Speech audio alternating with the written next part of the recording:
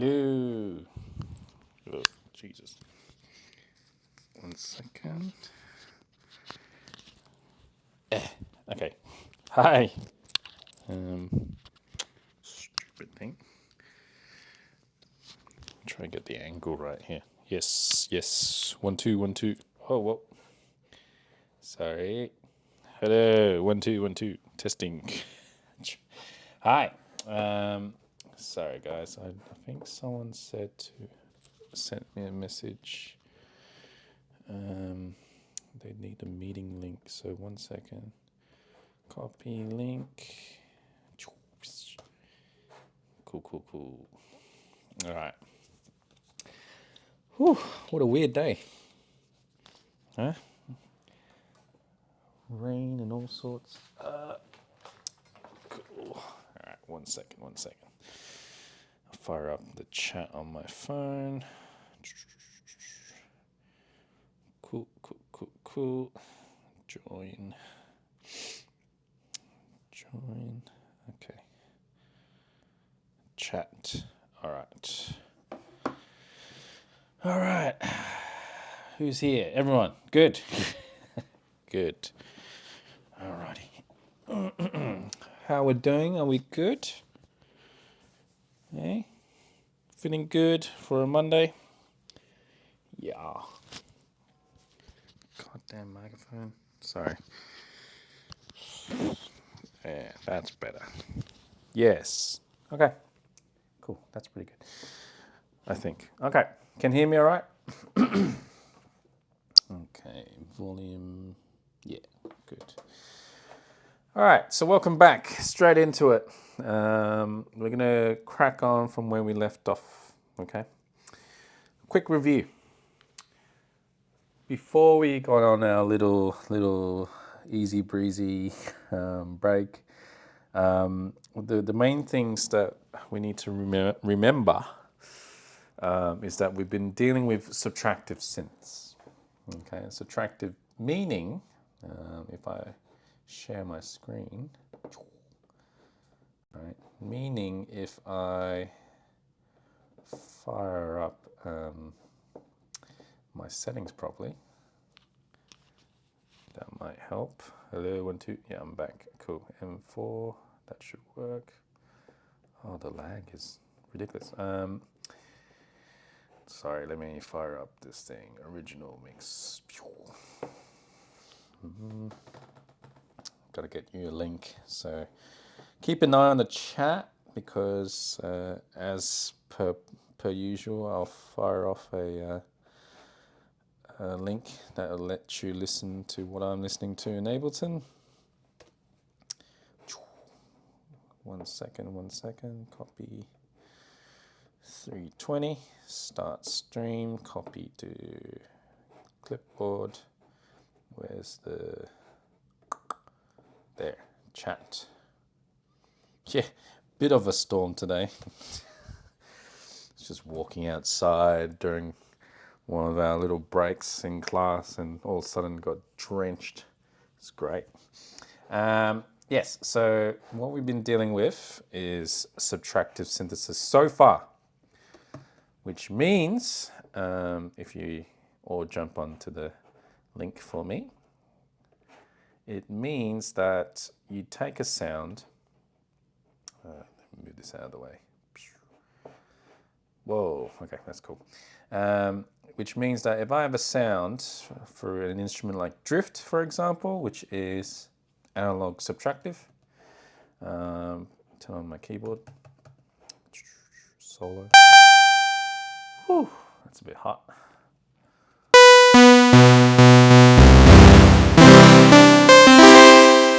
So I start off with an instrument. Everyone can hear me okay? It's not too bad. Give me a thumbs up so I know. Yep. Cool. So how subtractive works is I choose my oscillator.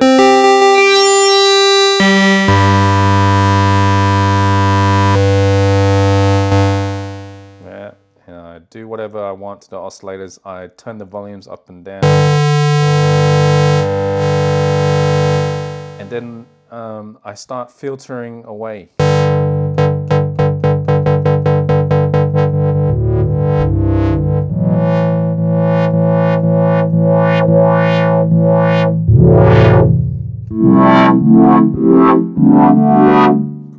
So far so good, right? The biggest clue to any subtractive synthesizer is that if you see a filter, its whole purpose is to subtract away from rich waveforms, waveforms being the stuff you're turning up and blending. Blending being this. That's a blend between triangle and square. And I'm using a filter to cut away at this rich harmonic stuff. And using my envelopes and LFOs to make it sound interesting. Yeah, with me so far?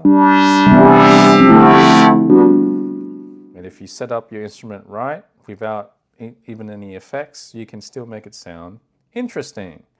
So a bit of LFO here.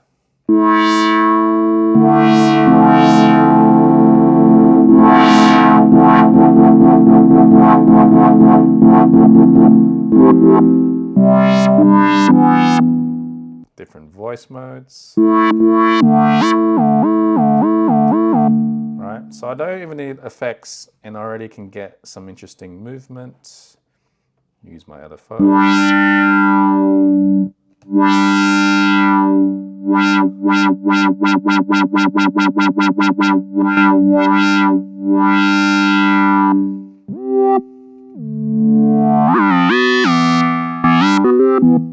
And of course, effects will just be there as enhancement kind of stuff. So if I add lots of reverb, for example, high spin, some shape, some chorusing, starts sounding nice.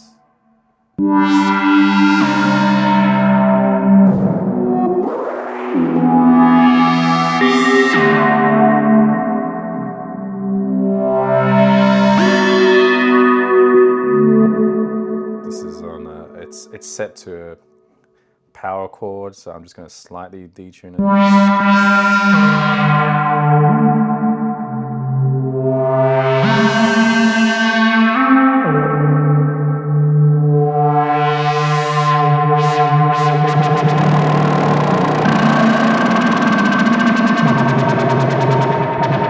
Reverb's a bit wet, so I'll pull it back.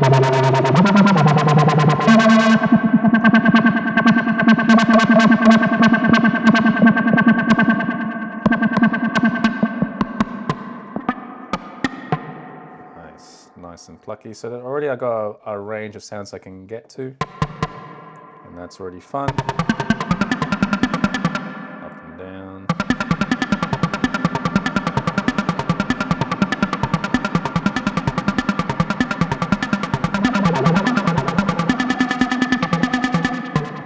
Anyway, the main purpose is to review the fact that we have this system of oscillators that we can turn up. They can blend with each other and you carve away using a filter. So where does that lead us to? It leads us to week 9, talking about FM synthesis, which is a different kettle of fish.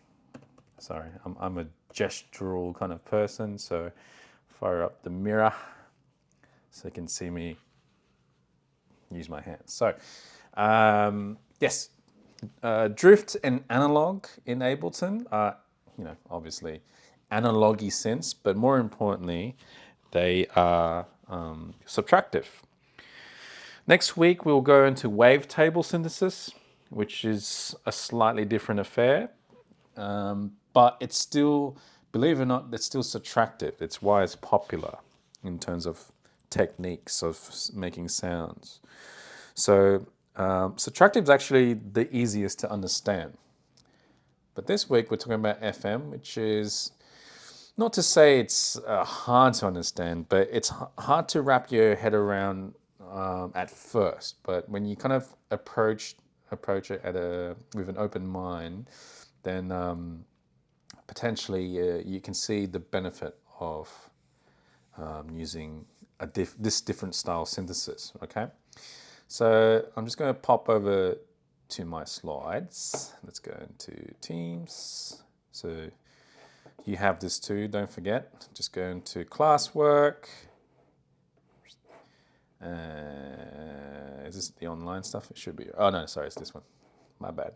Classwork, sound design, and we're at week 9. FM synthesis. So I can't talk about FM synthesis if I don't mention this. Okay. Just like the Mini Moog was a pivotal point in sound design or synthesis, history. Like it's the first time, everyone at home could buy a synth and make sounds, even though it's not cheap. It's still way cheaper than buying a modular system, right? So it is very great that we have a system that allows us to synthesize at home.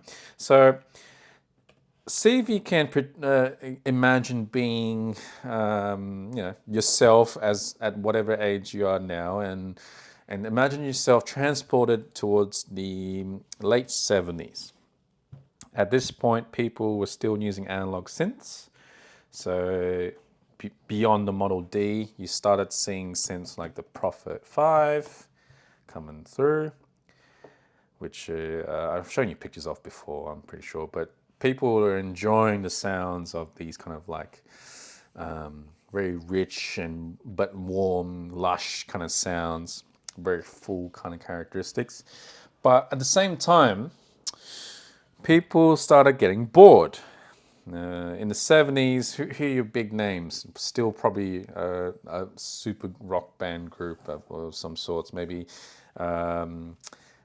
progressive duo groups, progressive rock as well, surf rock in the pop scene, and the Beach Boys and whatnot, playing around with theremins and other synths. You didn't quite have sampling yet, so there was a time towards late 70s, early 80s, people started going, well, what's next? Because as great as analog synths are, they tend to have a certain character. They tend to have this tone to them.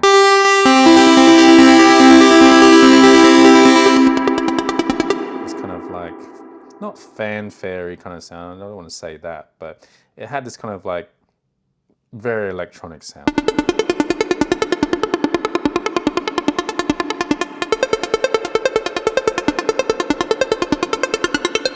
Right? As much as it can do, right? Which is fine, right? So around this time, just before this instrument was released, somewhere in Stanford University was a very smart gentleman by the name of John Chowning, who devised a new method of synthesis. And of course, this method is called FM synthesis, which stands for frequency modulation, right? In '83, this dropped, and it's not the first FM synth, but just like the Mini Moog was, it was the first commercial, how should I say, kind of like a good entry into FM synthesis, right?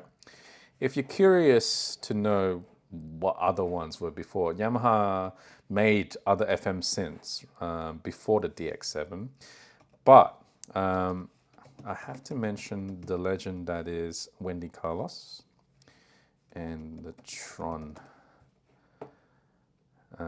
album that she worked on. So Wendy Carlos, if it's a name that you're not familiar with, or if it's a name that I haven't mentioned before, then now it's a good time to clue in on Wendy. Absolute pioneer.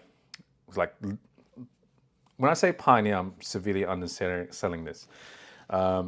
Wendy was so good that Robert Moog, this guy, Moog, right? Those legendary synths, he would make them and get Wendy to test them. Right. On top of that, she was an amazing sound designer, and on top of that, she would be sent instruments to test. Like she literally created a lot of paradigms that we're used to now, right? But if I can find the Tron synth, I forget the name of it because it's a little bit hectic. But if you know of Tron, the original Tron movie, it was the first time an FM synth was used on a piece of music that was, had a lot of people exposed to it, right? So I can't seem to find it. It's something to do with labs. I'm sure I can find it eventually. Sci-fi when it calls how the Tron music was made. UCLA chorus. So she used a combination of synthesizers and orchestra. The Kruma, that's the one. Kruma GDS. Let's have a quick look at this thing. There's not many of these in the world. And one quick look will suggest this kind of monolith of a synth, right? It's one of the first ever FM synths. And looking at that, it looks gorgeous. Whether you know synths or not, there's something very futuristic about that, right? But considering it came out in the 70s, I believe, or even late 60s, this was ridiculous. It was one of the first examples of a fully digital synth. Because one thing we need to understand is that at the moment, when we're dealing with drift and analog, they are replicating or emulating circuitry, emulating voltages being oscillated into waveforms, right? So FM synthesis, in terms of history, was the first time a synth was completely digital. Now, before someone says, well, digital's bad, right? That's not a bad thing at all, because there's a reason why FM was designed. It was designed to give you sounds that you couldn't get before, okay? If you think analog, you think Lush Pads, Blade Runner, brassy Van Halen jump sounds, that kind of stuff. Toto Africa, even in modern day sounds like that warmer kind of lush tone. FMs can do that if you want it to, but here's where it gets interesting. It can touch on harmonics and sounds that without analog, we just could never do. So to demonstrate that, let me take this arpeggio off. I'm just going to do this.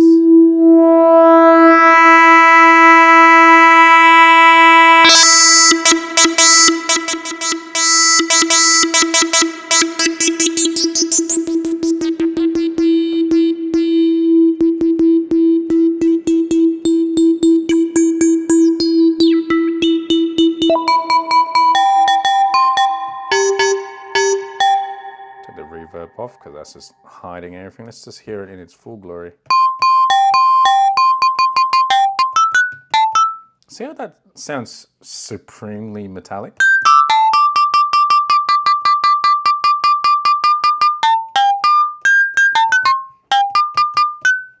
See, it's very materialistic. I'll take the filter off.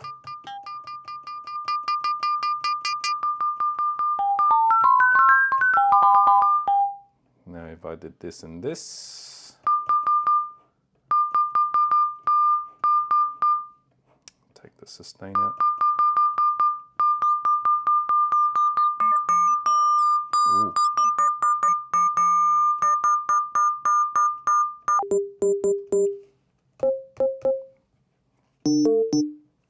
Notice what you're hearing, it's completely different to analog synth. Get this kind of like hollow character to it.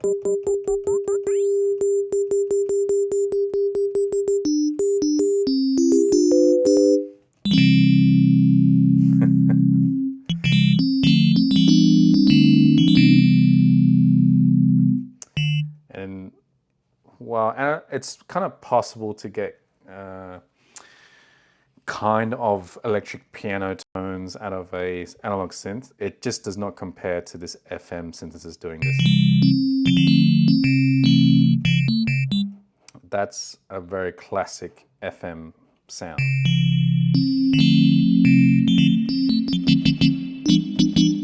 You can almost imagine the if you know how electric pianos work, you can almost imagine that when you press a key, the hammer strikes a tine, which is a piece of metal, that goes ding like that. It almost sounds like that, but this is through pure mathematics.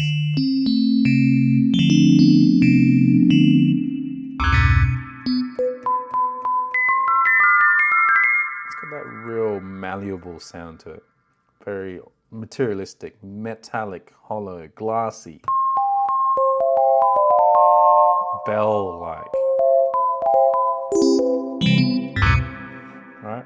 That's why, even without, you know, diving too deep in this instrument, some of the presets you can discover yourself, some of those sounds touches on stuff that you if you try to do an analog sense just wouldn't work, like bells.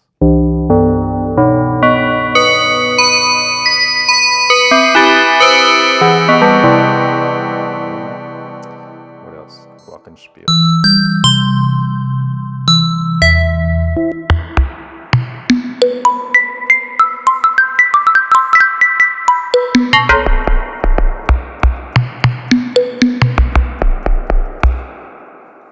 Now, this is why you have to understand, for those who maybe think or heard from other people, it's like, oh, digital sucks, man, it just doesn't feel. It's like, well, you have to understand what it can do. A good digital synth that can give you pure fundamental frequencies can actually give you a lot of bass.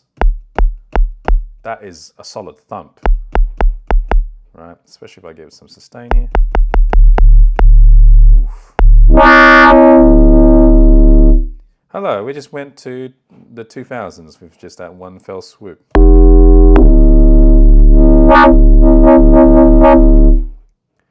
And we're about to get to 2024 with this.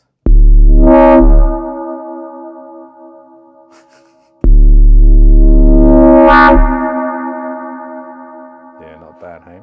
So FM synths, when you kind of like clock on to its capabilities, you start realizing how ultra powerful it is.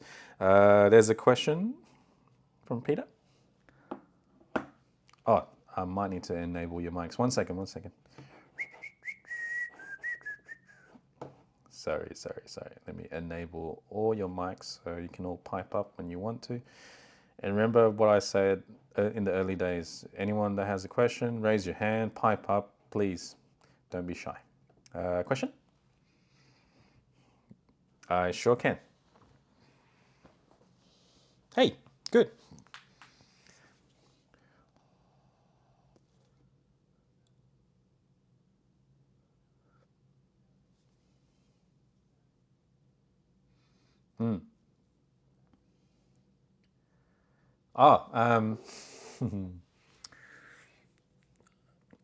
Well, there's an exercise today where you'll make these sounds, and the sounds that I'm referring to are sounds that in the early 2000s whole genres were built off of.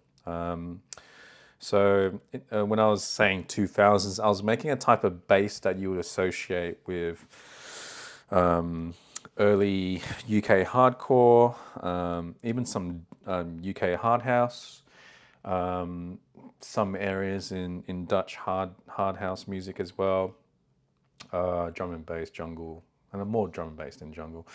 And then when I said 2024, just by putting this rich long reverb on it and doing a little sweep, like that's a technique you more associate with more modern neuro style drum and bass. It's because back then you wouldn't send your basses to dramatic wide spaces because you had a problem with phase and had a problem with information being cut out by mono sound systems. So nowadays there's tricks to make sure if you do add a lush reverb to a bass sound, there's ways to control it so it still comes through all the speakers. So it's more of a technical thing I just scratched on. And hopefully you have me for mixing for stage 2, and I'll explain why in that situation. Okay, but good question.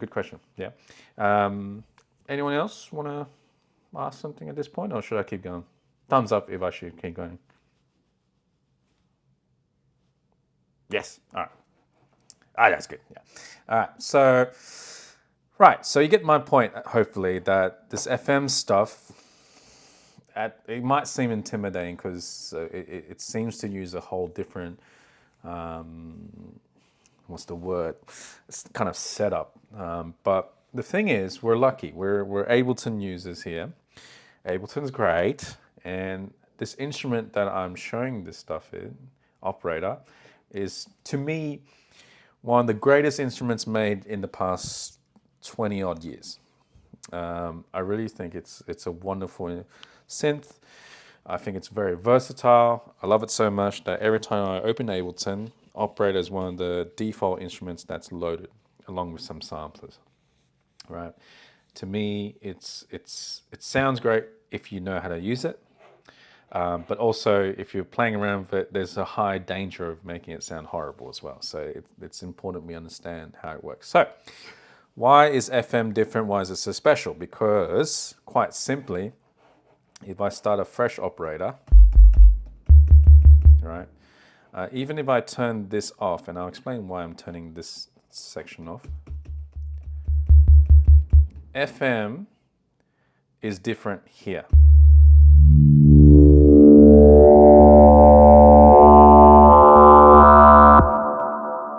Turn that reverb off because that's just going to make everything sound dramatic.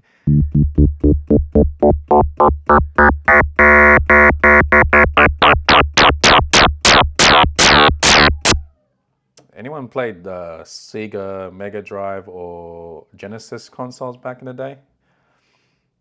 If you have, you might have been hit with a wave of nostalgia just then.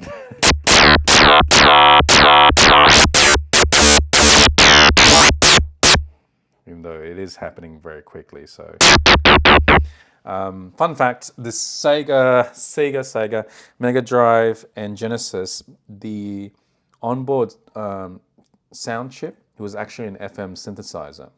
That's why the Sega consoles had a very different sound compared to, say, Super Nintendo or even NES for that matter. So, because they used a combination of pulse waves, basic wavetable, but it was more chippy, right? Whereas Sega's, if you ever had the chance to play between the two consoles, you'd be like, why does it? Maybe you didn't take notice then, but it had something different about it, and it was, the sound was one of the things, right? Which is pretty interesting if you think about it.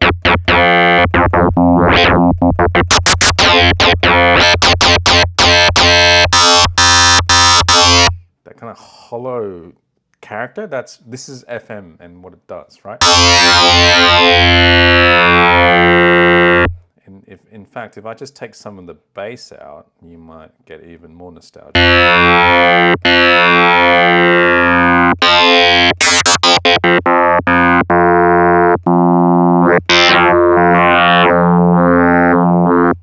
Very interesting, right?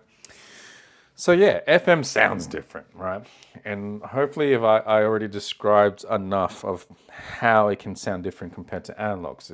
It can get more metallic, it can get more harsh, it can get more hollow. But still, despite being digital, despite having those timbres, because of its pure, accurate mathematical representation of certain waveforms, you can get the most supreme, clean, low-end bass frequencies from this instrument. That's why, as a kind of UK bass, jungle, breakbeat kind of producer myself, I kind of seem to gravitate to this instrument constantly because of that. And it just so happens that some of my absolute favorite producers in that world, so people like Machine Drum, Skrillex, who else? Quite a few drum and bass guys use FM purely as well. Some names escape me, but even in the old rave days, you have this kind of sound where some producers create these very hollow kind of tones. Early noisier stuff was very FM based as well. That stuff can give you very, very thundering bass if you want it to, right? And that's why those bass-centric genres, they really utilize these type of sound synthesis techniques to get you that kind of sensation. But it's not all bass stuff, don't get me wrong. You can use it for anything. In fact, here's a little sidestep that it's worth your time. I'm going to send you a new link. Just 1 second. Okay. So I did say that this instrument is very versatile. So I'm going to prove it to you with a patch I made. Is it on my master? It should be. So new link in the chat, guys. So every time, for those who are more fresher to my classes, every time I change project, I need to make a new listen to link. So that obviously is the, yes, Sonic. Yes, Nick, exactly. All those games, really. Every time I make a switch projects, I need to make a new listen to link. So you need to click that to hear my Ableton, which is great because now I can set this up so you can hear another operator, or to be more precise, another FM patch. Okay. Pete, you already heard this, so this won't be as surprising to you. But I think everyone else, if you thought FM can only do this kind of yucky metallic stuff, you might be surprised when I play this. Bit more reverb just to enhance this. So I'm just going to play some chords here. Oh. Here we go.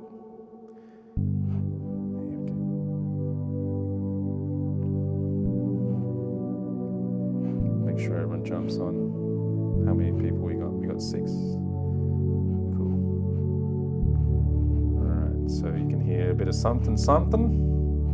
Check this out.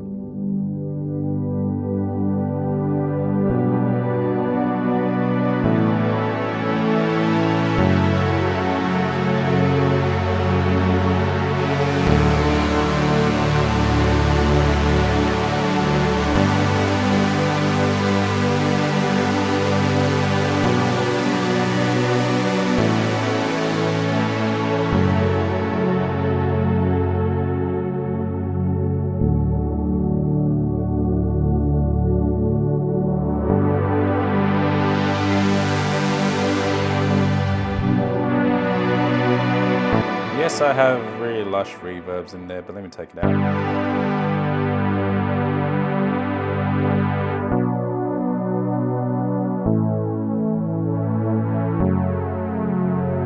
Yeah, so that's a bit of digital for you, huh? How's that?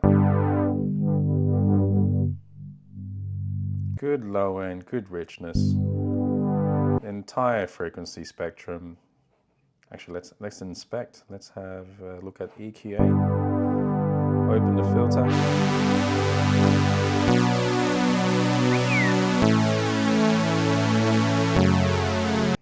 Yeah, rich, lovely, right?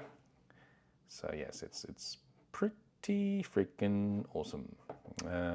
Sorry, new link. I'll try not to jump between projects too much. I know it's a bit annoying, but hey, I'm the boss. So utilities, listen to new link, 320, high quality, start copy stream. All right. Oh yeah. I saw he made Wave Racer. Yeah. Is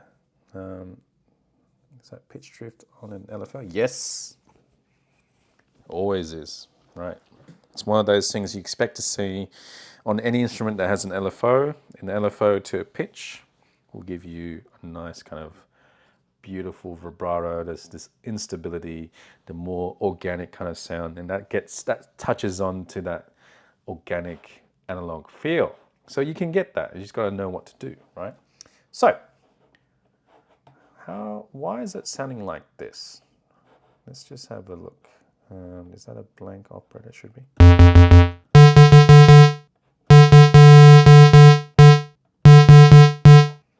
should be a blank one, but I'll blank it out just in case again. Cool. Now, let's take a look at what is going on. So, FM synths, the first clues you expect to see is this kind of situation where you see multiple blocks that may say coarse, fine, and level. That's the three basics you tend to see. Even on this instrument, which is hilarious because as gorgeous as the DX7 is, it's phenomenally hard to program. Like if you need to change something, you press the button and you use this single data slider to change a value. So slow to program. So if you think it really hard, you might understand it when I say this. In the 80s, even though you had this explosion of sound because people started using FM synthesizers and samplers, right? Kate Bush, I'm looking at you, and Peter Gabriel. You also heard very similar kind of FM keys, these fake electronic keyboards and bell sounds and kind of tiny instruments, instruments, these kind of mallet kind of sounds, because people were just using the presets on this.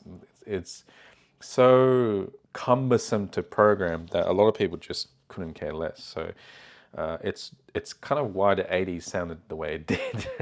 If I was to grossly summarize that decade, right? But I love it. It's when sound design jumped leaps and bounds forward in the 80s, when music just came across with all these colors, different subgenres. It was gorgeous, really. And electronic influence in your pop music was a lot more heavy, which is awesome, right?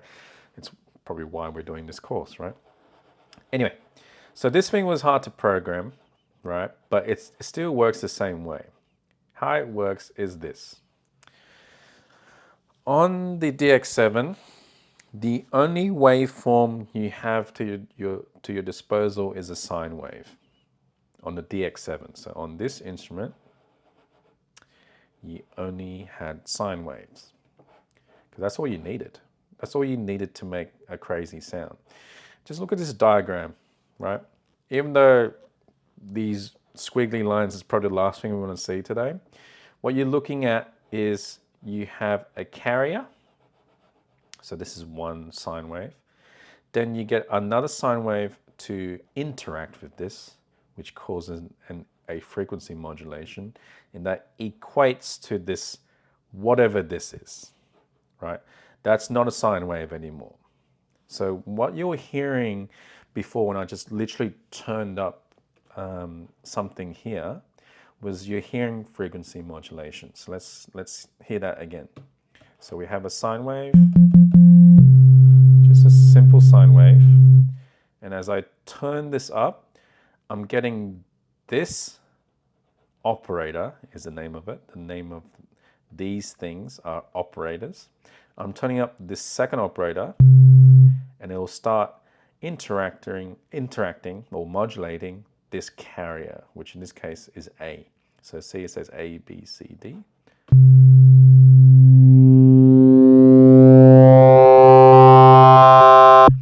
Now, if you were diligent with my notes and exercises, you would remember that we're working with square waves, so pulses, and sawtooths primarily. Now, you should be getting better at recognizing how saw sounds and how pulse sounds, yeah? Let's just quickly do a little side step here. And where did that thing go? Why does it keep disappearing? 1 second, guys. User library, Max for Life. I need to see an oscilloscope. I think that's the one. Whoa, what just happened? Oh, no, that's like a visual thing. I don't want that. Sorry. Oh dear, it's all gone wrong. Move to trash. Sorry. There we go. I don't want that. I want Aval. No? What's the company? Sequencer? No. Iraqi. Sorry, just bear with me, everyone. Noir, no. Which one did I put it in? IFTA, ATV. Ah, no. Bloops, encoder. GM, definitely not GM. It's one of these. Patches, Pomodoro. Did it disappear? Okay. Go to downloads, music production. Ableton, Max for Life. R file, that's the one I was looking for. Note to self. Copy that over to your main library. Okay, cool. So let's actually visualize this. We're using an oscilloscope here, which its whole function is to show you a live view of your waveform. You can see the sine wave in action. Now I'm going to introduce this. On an analog synth, if you blend two sine waves together, you still get sine waves, right? But this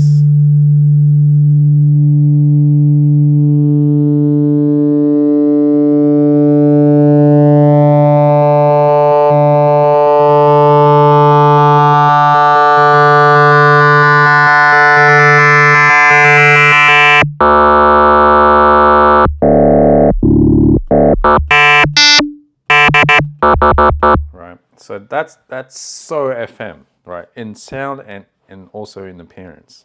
You're getting complex waveforms by merely turning things up.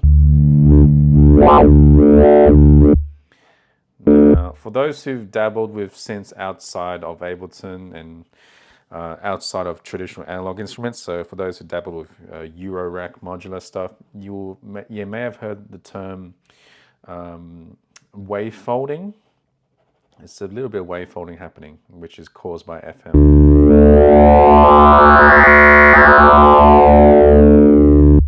And it's pretty crazy that we get this super complex, whatever waveform this is, from merely turning stuff up, and let alone even adding the other stuff.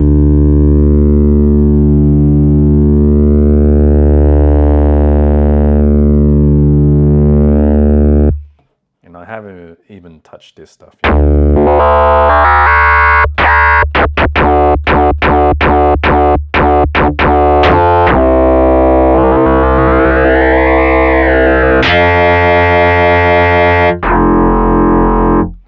It's just gnarly, isn't it? Very gnarly, straight off the bat, right? This is why people love this stuff, right?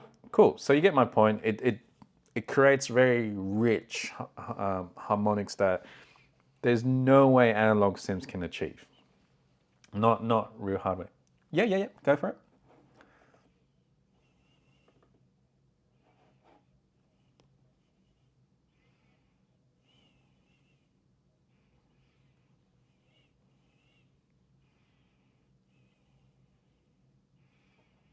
It's changing the waveform and adding amplitude. So it's a great question because if you just keep an eye on these levels here, I mean, if you mixed you attempted to mix your tracks before, you know these levels are kind of quiet, right? Yet you can hear my master fader cranking, yeah? And you also notice this kind of crazy number here. This is the overall volume, minus 22.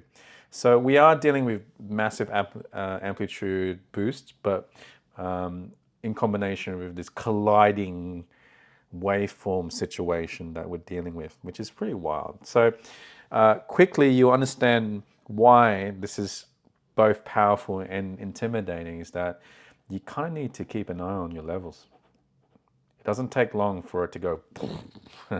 So yeah, you do have to have a bit of a brave disposition to get into it, but it definitely awards you for trying out things. Yeah.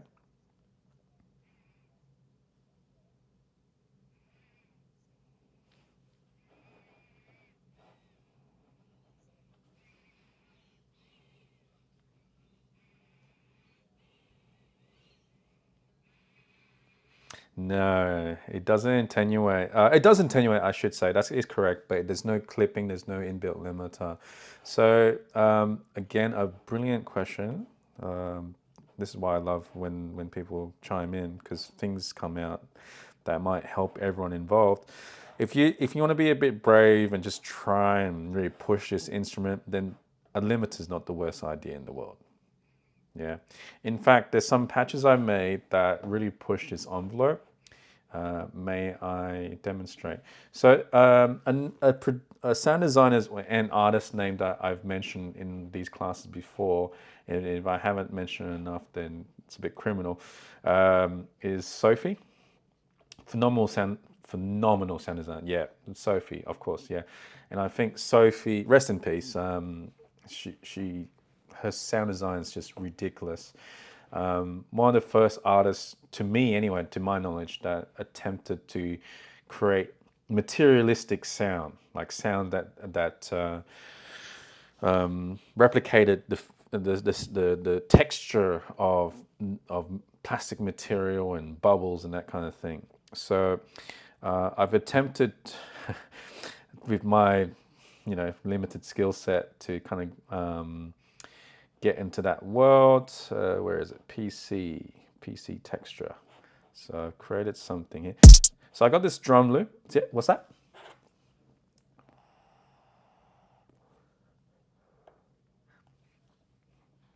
Yep. Yep.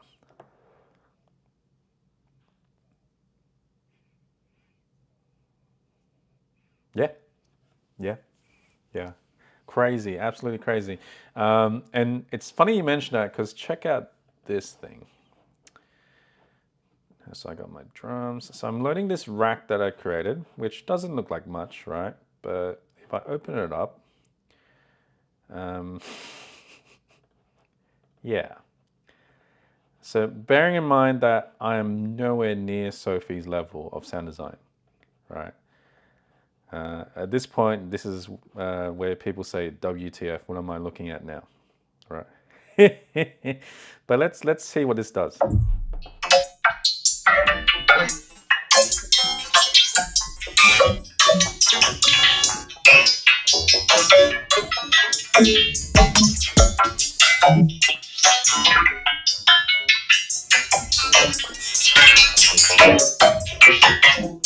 Needless to say, even though I have a limiter in the rack, this thing gets hot. it's ridiculous. Let me collapse this down. Put this limiter after.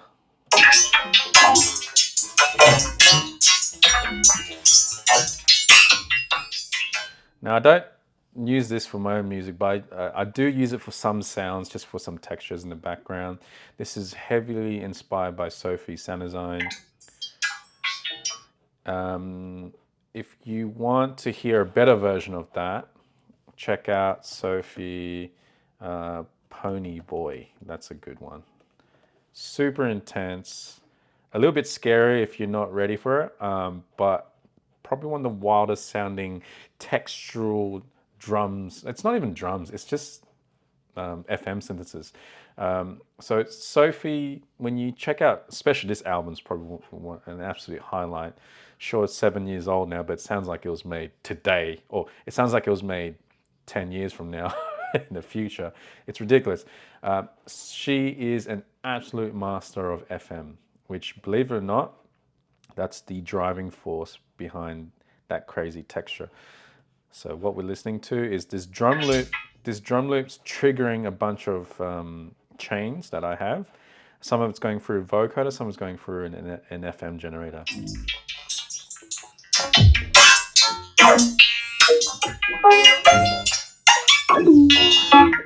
So that's one example. Another example is an earlier track that she did called Lemonade. No relation to Beyonce's Lemonade.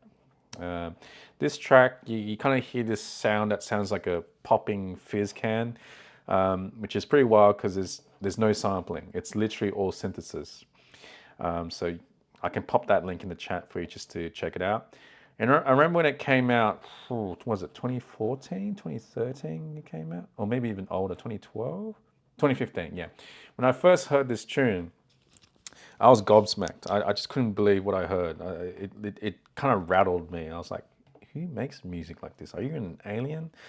And literally only 3 or 4 weeks ago did I just kind of figure out how she did it. So I'll show you, not an effect rack. Where's my presets that I've made? Bubbles, bubbles, bubbles. It'd be under, not rack, sorry. It'll be an instrument rack. Instrument, yeah. PC. So my artist name's Perchance, so that's why it's PC, which is coincidental because the label Sophie released on's on PC Music, but I got no affiliation with them. So this sound here,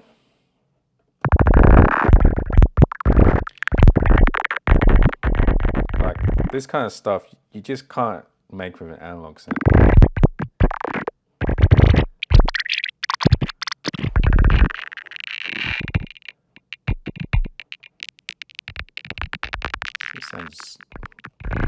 It sounds like someone recording, you know, a can.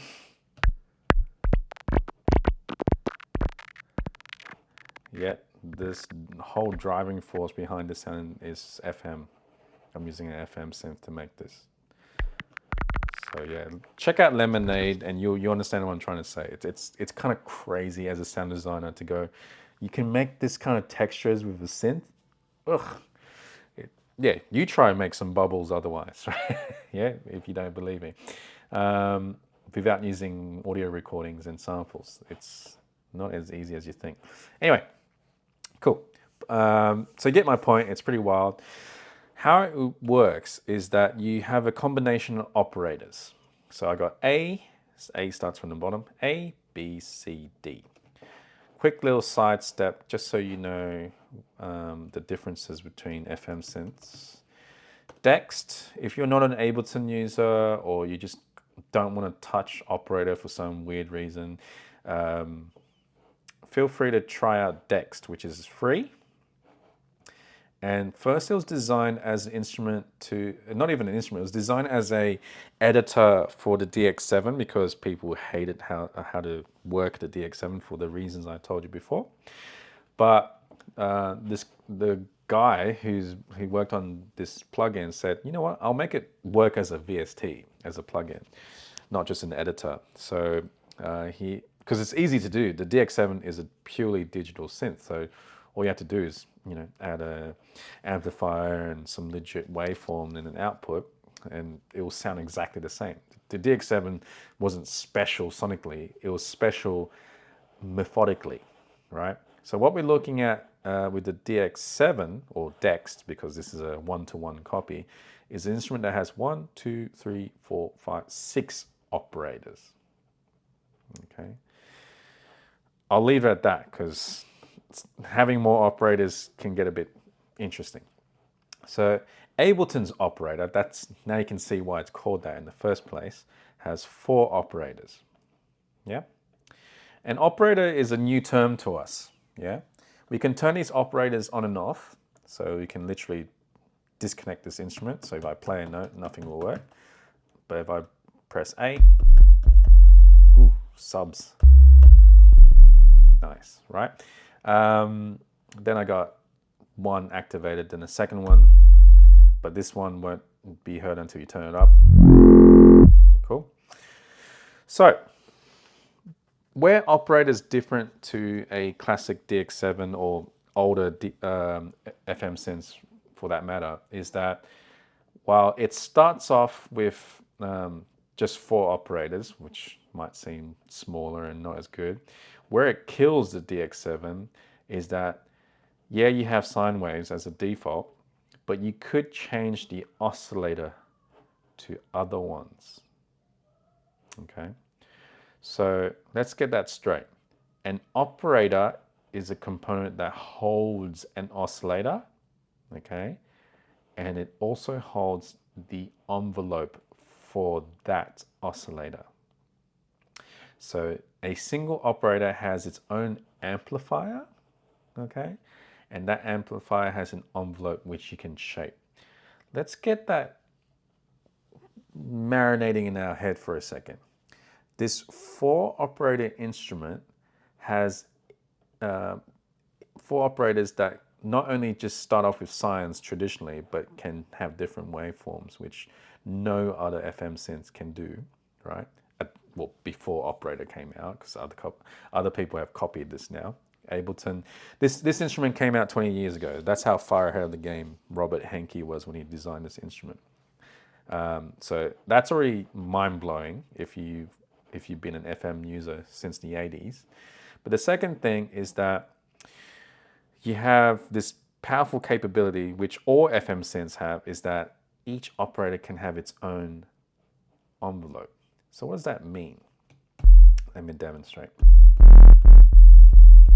I'll keep this sine wavy.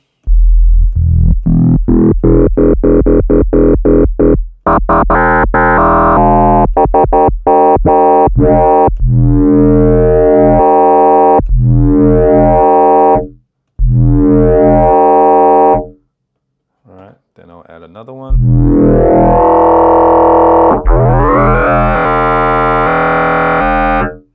So what I'm doing is I'm clicking this panel, changing the timing.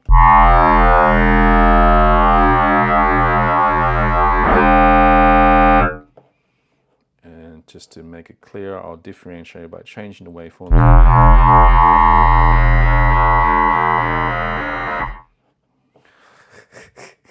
It's just mental.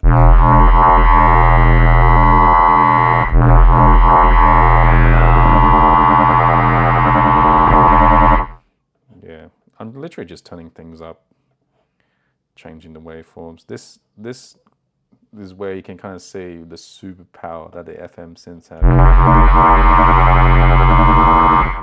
Without trying too hard, I get the most complex modulations possible just because the fact that these operators are moving if their own times, which is wild. And not to mention, when this one eventually kicks in a second after you hold the key down, it introduces a square wave that will modulate that carrier. In other words, it just, as you hold it, the sound gets more complex in harmonics eventually because I told it to hold out and wait, right? Now, at this point, you're probably like, I get it, Dave, it's great at making yucky bass lines. But hang on. Chorus, reverb, pitch it up a tad.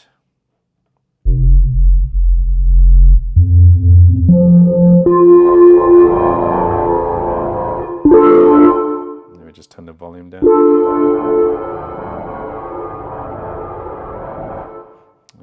More chorusing.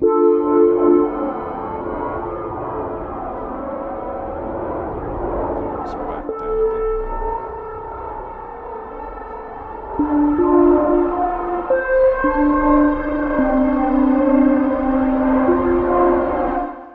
I just want to add a bit of LFO just because I do like my pitch warbles.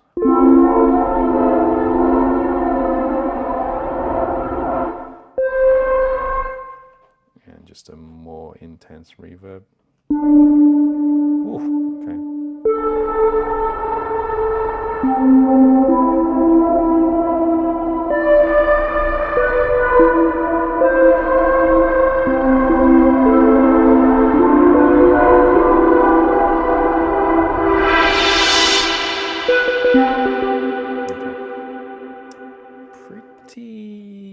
I don't know if you find this cool or not, but I nerd out. I think it's amazing.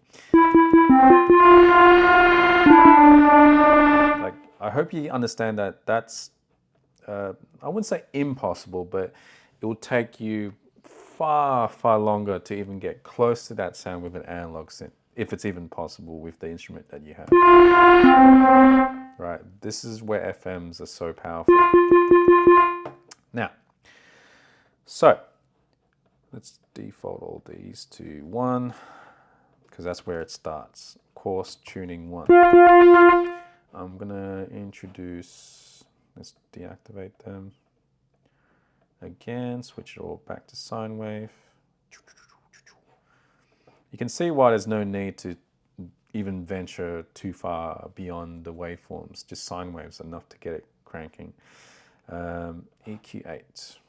So the other thing about FM synths, besides this interesting use of operator instead of just a single oscillator, is the fact that you don't have traditional tuning.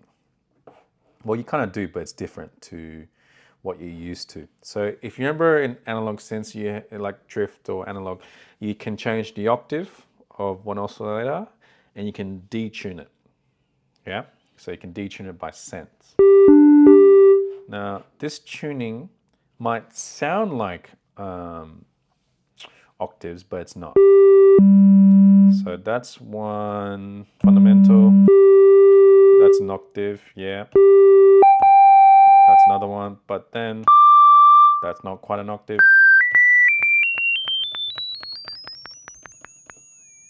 So let me go down an octave. Right? These aren't octaves, these are harmonic series. So to kind of paint that picture, see there? So if I go to an odd number, which is 3, actually let's demonstrate this. So at 1, I'm pressing C. Let's press C. My fundamental's at C, as it should be. If I change it to 3, that fundamental's not at C anymore, it's at G. Right? So these are harmonic series. Now at this point, you're completely forgiven to completely ignore what harmonic series means. All right, I get it, that it's starting to get mathematical, but you can't help it. FM synths was derived from mathematics, okay? But here's the little trick to help you understand FM synths or how to use FM synths. When you're using multiple operators, which operator has up to 4 operators, your tuning, the key to tuning is to ensure that the harmonic ratio, which is the relationship between all these numbers, if you keep the numbers whole, so if say you have 1, 2, 1, 1, if you multiply or divide them, of course, it's going to give you a whole number. If you keep them whole like that, you will get harmonic sounds. So in other words, you get sounds that are in key, in pitch. So if we go over here, I explained this here. So harmonic ratios between operators, which is anytime you divide or multiply the carrier by the modulator, so that could be A and B or A, B, and C. So if you use all of them, then there's a mathematic relationship between them. If you get a whole number, you get harmonic sidebands, which means you get stuff that sounds correct, so to speak. If you use numbers like 5 and 3 and say 7, or 7.5, or detune slightly, point numbers, you get ratios that are not whole numbers, then you get inharmonic sidebands, which sounds like metal, because it's kind of sounds like when you go out. Remember that exercise where we did our own recordings of samples and some of you recorded stuff that I said it's not that clean? Well, essentially you get that kind of stuff with this. So let me demonstrate.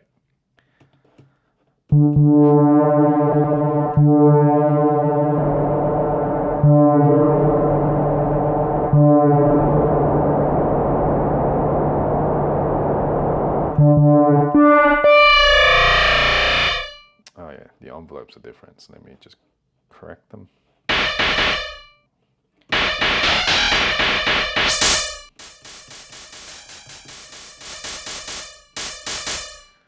So this sound, you can be forgiven if you said, oh, that sounds horrible,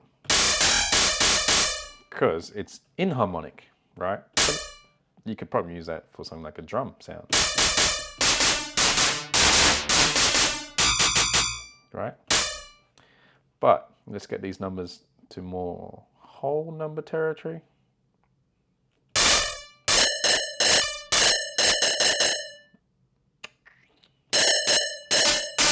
I am modulating quite a lot here, so let me just turn some of these levels down.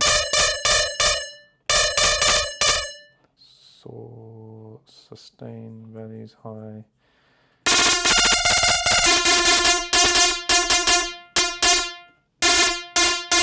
Oops. Let's just simplify this a tad. Oh yeah, I forgot that I had the fine tuning. So it sounds a bit more friendly.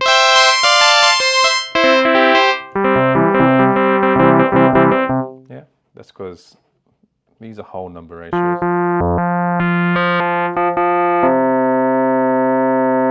Oops, just using my arrow keys to change it. Actually, you can kind of hear it there. As soon as I jump to 5, it starts sounding more off than 4. Interesting, right? So, you know, you can see that as you wish. You can just literally forget about it and just turn things up until you like them. Or if you just keep in mind that even numbers will yield more harmonic results, then you'll be fine as well. Cool. So just maybe commit this one to memory because it might help you. It might be the difference between stuff sounding a little bit crazy versus stuff that's more, yeah, what's the word? Palatable to the ear. So let's talk about another key difference. Key thing about FM synths. So far, we're in traditional FM territory when we're doing this stuff. This is still very good. This fact that I'm still using sine waves. This is how a DX7 works, okay? If I hop over to this panel, this is the other crucial element of any FM synths. Now, prove that point. Let's look at a picture of a DX7 again. Yeah.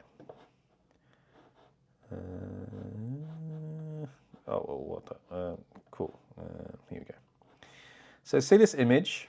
There's this kind of like Tetris situation going on here that you might be like, what is that trying to tell me? Is this is making this instrument look more complicated than it is?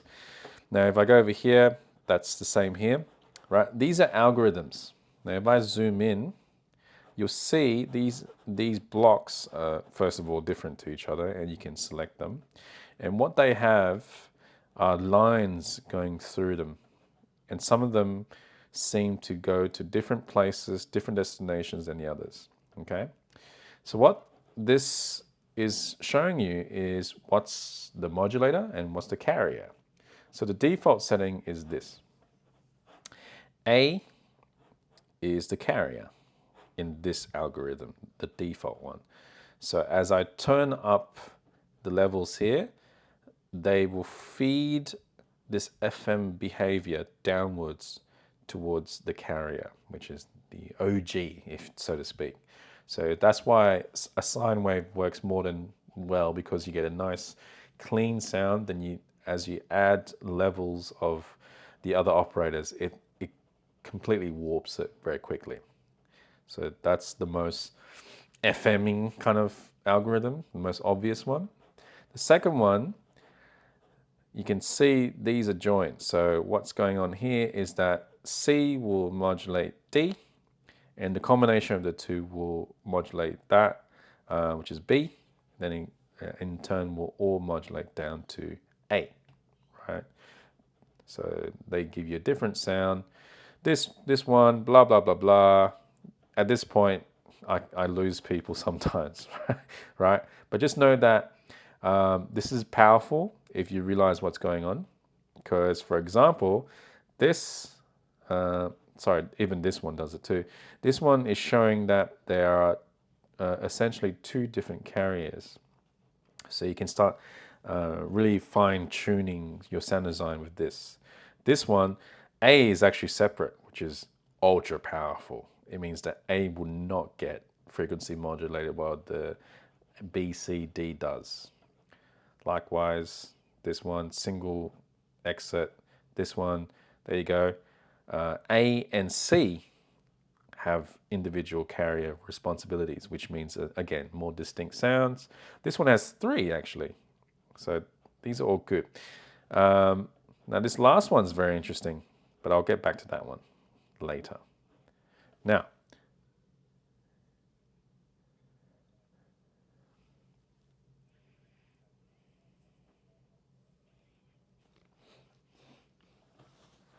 oh yeah, oh yeah, yeah. Because then,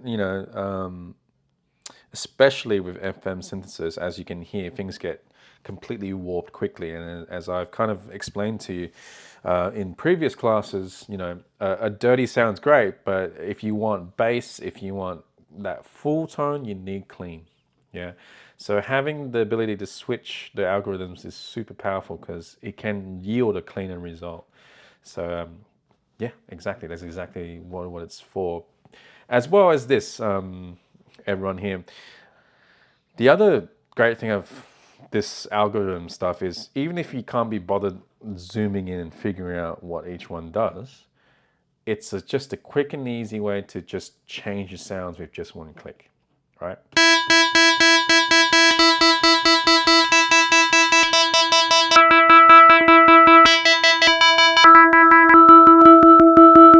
Interesting.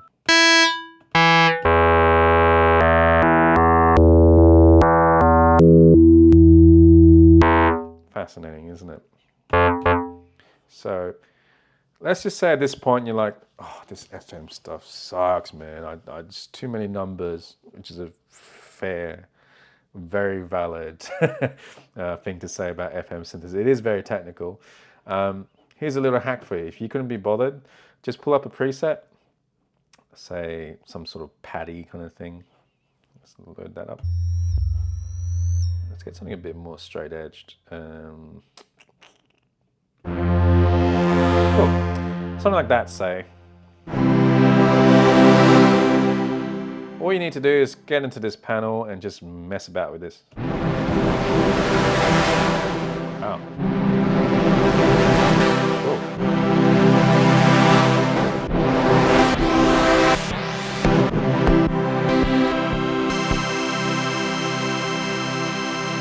Awesome. Bloody awesome. Yeah, just the fact that even if you couldn't be bothered, if you just want to ride presets and then just switch through them and see what sounds good, then there you go. Just dive into the instrument, change the algorithms. You're gonna have a good time.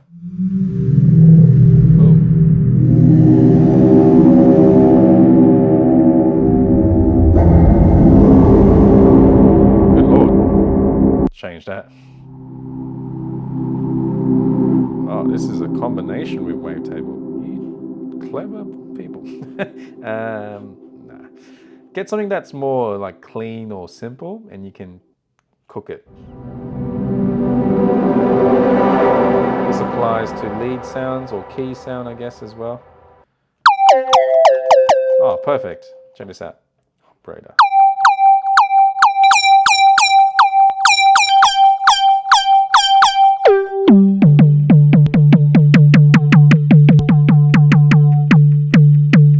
Interesting. Hey, we're getting to the late 90s now.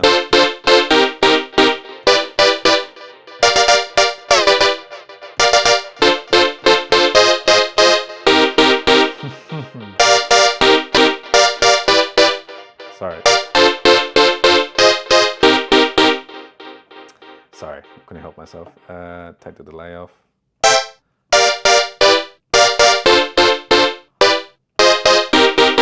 So I had that sound. Let's switch it up using algorithm. Good Lord.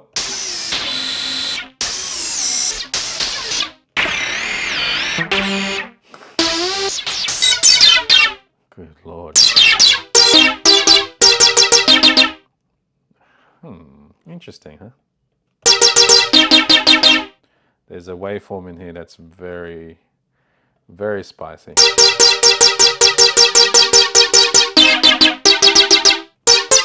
Anyway.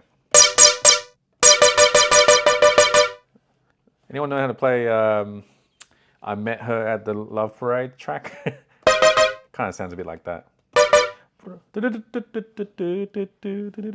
Yeah, I forgot how that riff goes, but that kind of sounds a bit like it. Yeah, fascinating. Yeah, awesome. Cool. So algorithms are sweet. Now, where it gets interesting, if we go back to the default state with operator, what's the time? Jesus Christ, time flies. Is when you go, okay, let's not just work with sine waves. Let's try this saw and square stuff out. Okay, why is there so many? Interesting. Let me show you. Let's go to square. Actually, shortcut is if you want a authentic kind of square, or saw, or sine. These are your closest ones to analog versions of themselves. So sine wave, saw D is the closest to a pure saw. Square D, triangle. They're the ones that are close, right? So let me play it. See how it looks like a saw? Now, the reason why there's other saws is that you can get crappy versions of it, which is not a bad thing. So crappy saw doesn't sound as rich. It's like a low bitrate version of a saw. And I kind of like that. I like these imperfect saws, yeah? Let's go back to this. See, as we go up, we get higher quality versions of a saw. Because digital has a character too. Don't think it lacks character. It can lack character if you don't play with it, but if you dive into it, there's things that might surprise you. Square. Pulse, in other words. Here's a low bitrate version. This low bitrate stuff, by the way, is how you get close to like chiptune kind of stuff. All right. Now, what's interesting is that there's a user mode, but I digress. Saw. Does that look like a saw to you? There? I know we have an oscilloscope that's showing us it's a saw, but does that look like a saw to you? Probably not, hey? How about square? What's going on here? That doesn't seem to make sense. What about a triangle? What about noise? Good Lord, what's going on here? How about sine? That doesn't look like a sine. That does, but not that. So, there's a reason for that. Let's go into user mode. User mode will start with this bar, and it sounds like a sine, doesn't it? It even shows it here. Oof. All right. Now, back in the day when I was dabbling with Operator for the first time in 2014, I hated Operator because I just couldn't make it sound good, right? And one of the things I used to do was try to make my own sounds, and because I didn't understand the harmonic tuning, actually, to be fair, I didn't even use envelopes well. I just basic attack and release stuff, no filter envelope stuff because I didn't understand that. What I would try to do is try to make new sounds, right? And this is what I would try and do. Let's try to emulate some sort of angular shape. Well, how about if I try to make a saw? That doesn't quite sound like a saw. What about some sort of curvy thing? That should be, you'd think that should be some sort of sine wave maybe? No, not quite. Then I'll switch these numbers here and be like, oh God, there's more. Oh. Right, so what the hell is this? What's going on here? Show you. What we're actually looking at are harmonics. So if you remember, I said when we were doing sawtooth, for example, sawtooth is actually every harmonic, even and odd. Even though this is a very low bitrate example.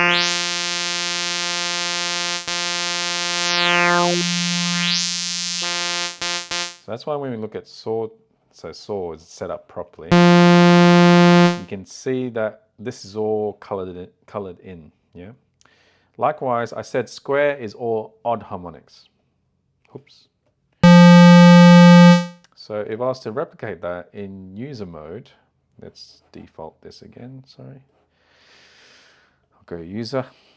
So if you right click here, you can actually designate just even harmonics or odd harmonics. And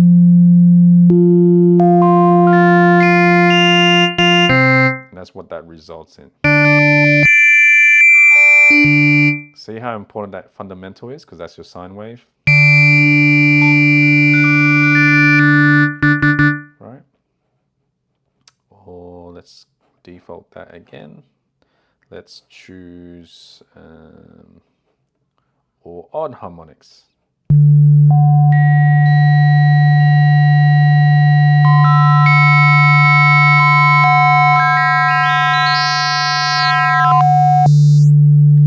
By the way, even though FM synthesis is its own thing, you know how I said subtractive synthesis is taking something away from something? What we're technically doing is additive synthesis, which is funny because that's exactly how electric organs work. Yeah, you seen those things with drawbars on them? Oh, I don't want to buy videos, no. So see these, let's type in Hammond, the proper one, Hammond. Here we go. See this stuff? Maybe you may have seen it in your travels. These are drawbars. And it's electric because there's no pipes, but these drawbars are adding harmonics. So it's actually a synthesizer. They're adding harmonics to replicate the sound of the big pipes on a church organ, say, a pipe organ, I should say, right? So this concept of adding harmonics is a similar thing. So if I crack on with this.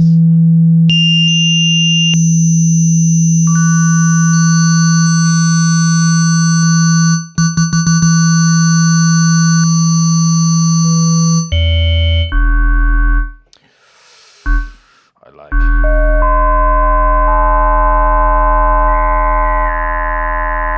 So the richer in harmonics, the more kind of convoluted the sound gets and it loses its fundamental. Yeah. Please.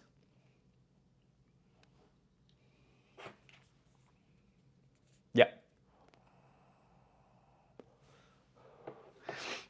Now, additive synthesis is the act of adding harmonics. So in an umbrella term, this style of synthesis is additive, but the actual technique is frequency modulation.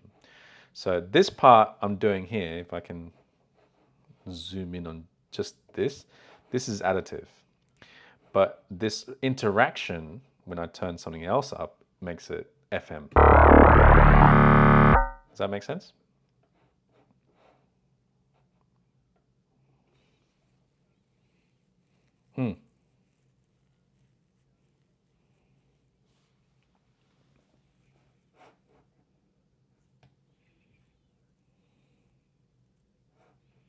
Yeah.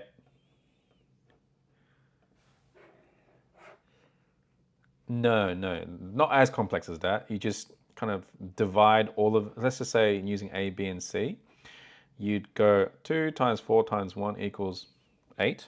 Then you go, that's a whole number, it should be harmonic. Well, multiplication, it's both ways, multiplication and division. So if you divide that, if you think about it, it's 2 times 4, 2 divided by 4 to 1, you're going to get a whole number. Whereas if I use a 3 and use a 0.5 or something like that, it's going to get something a little bit inharmonic, isn't it?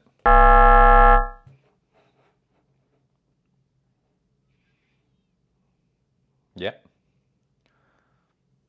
Yeah, because you're halving it. So it's not fully inharmonic, but the presence of the odd number already kind of cooks it. You see what I mean? But if I start using other odd numbers, see that?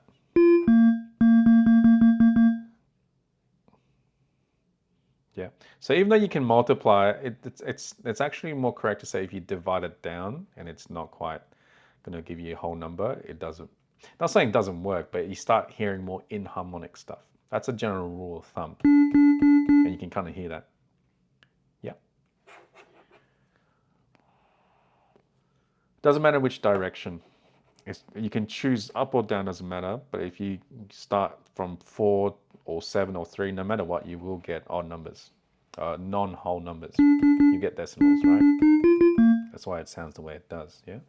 Don't overthink it. Just easiest thing, an easier way to kind of approach it is to kind of like trying to keep it even at first. But if you want to make it sound a little bit cooked, introduce an odd number tuning, and that will instantly give it some inharmonic character. That's another way to think about it. Okay, cool. So that's good. Actually, it's a great question because I hope it's clear to see that this part is additive. This part is what makes it FM. Now, what's kind of crazy is that I did say the mere presence of a filter makes it subtractive. There's a very interesting looking filter here. So that's why Operator is completely unique, because FM synths do not have filters typically, right? That's why if I wanted to have this instrument behave like a true FM synth, I don't turn this on. That's why it gives you the option to turn it off. Does that make sense?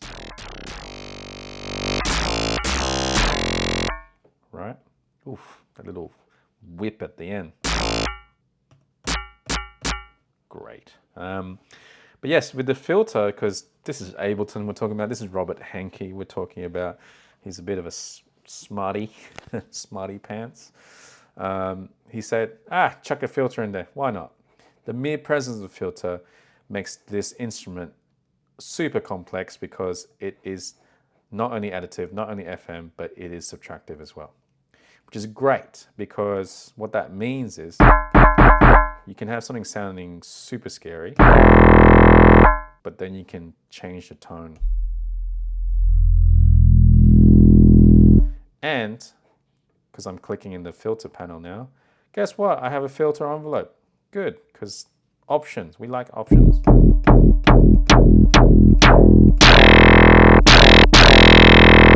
So I get this delicate dance between harsh, potentially harsh sounds, but then I have this filter that's super useful. And because it's digital, some of these settings can be interesting. Like for example, you know,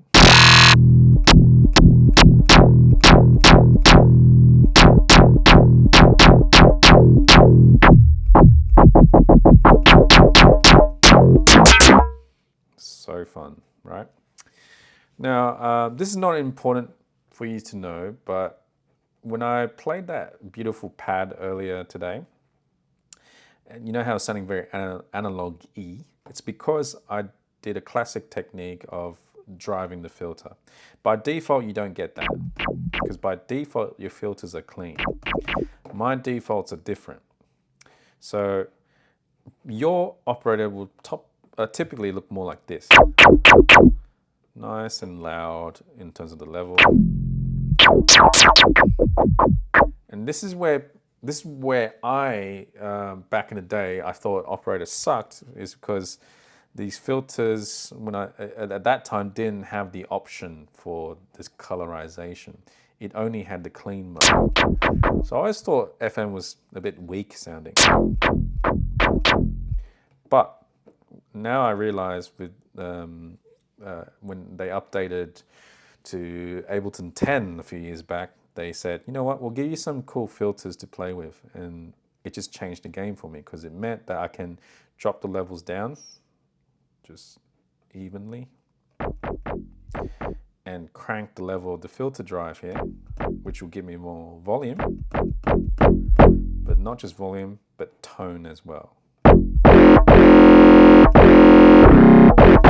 And all of a sudden the sound gets richer and richer.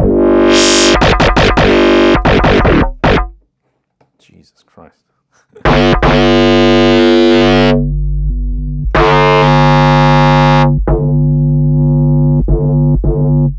change this initial thing here.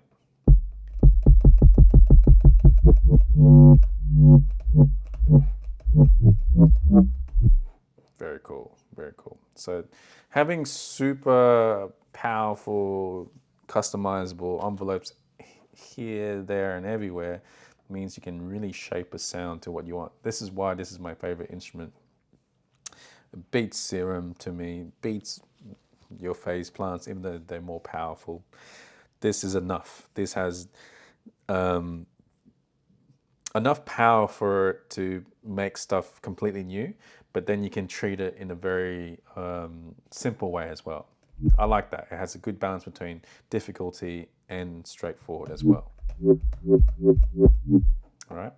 Now, I'm realizing I'm just talking too much. I need you to play around with this stuff too. But before I do, because everything I'm talking about, you need to keep in mind to do your exercise for today. All right. So we got the filter stuff. Cool. That's all groovy. Then we have this section, which is pretty fun. You got the spread control. See how that just changed that perception of? I don't know if I can, you can hear that over Teams, but let me visualize it for you. Here we go. Mini meters. So drag that so you can see it. Settings, I need you to see the stereo meter. There we go. This thing, okay? Let me turn the spread back down. If it's straight through the middle, it's in mono. So my voice currently is mono. Mono. Change the spread. Yep. Oops. Oops. Did I turn my keyboard off? What happened? Ah, it just disconnected from that. There we go. There we go. Whoa. Super wide. Yeah. Which means good, right? It means you can have super wide sounds. This is where this thing gets a bit annoying. It's in the way. There we go. There we go. So yeah, if you want to make something that's super expansive, having a bit of spread or a lot of spread and compounding that with reverb can make sounds super wide and big sounding.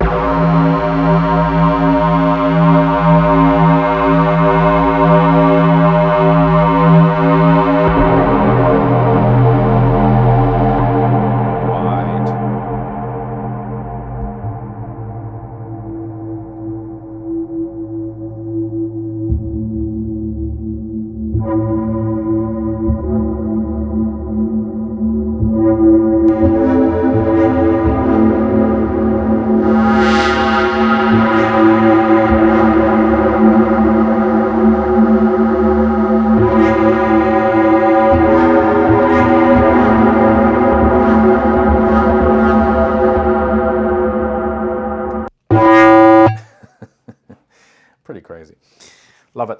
Love it, love it, love it. Okay. A couple more things before I get you to play around with this. It's just too much to talk about. Operator. Cool. So it's good to know that it always starts in sine wave because it means that if you know what to look for, you can make certain sounds very quickly. So if you remember kick drums with synths, you need a sine wave and a pitch envelope. You might have spied this already, right? So that means because this already is a sine wave, take the sustain off, turn this on, you're done. That's it, you got a kick drum. Done. But you do have more customization because this is operator, we're talking about this is purely digital. It means you can play around with the pitch.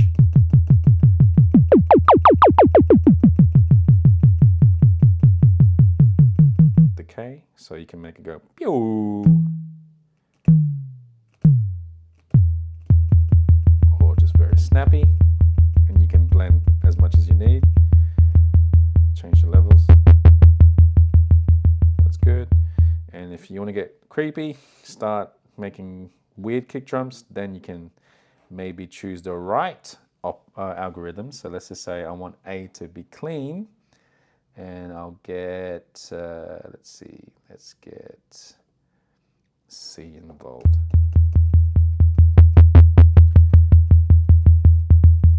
And I know that D will interact with my C. Cool.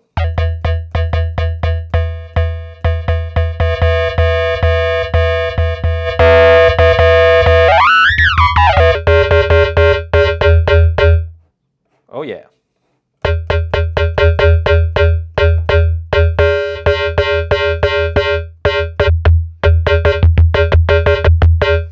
So if I was a bit smart, I'll use my LFO. Now this is also very interesting because by default, these are on, which these represent the operator pitches. So by default, this LFO at that shape and that rate and that amount is going to be sent to my operator pitches, which I don't want in this case. I can turn on the filter if I want just to do some filter wobble kind of stuff. Or I go, I want more. You click on this and you're like, okay, what else can I do? So in this case, I'll set it to oscillator D volume. And let's do it random noise.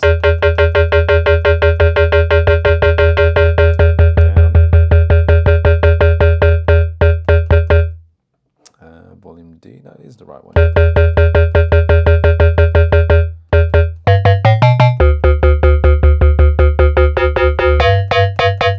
So I can bake in some interesting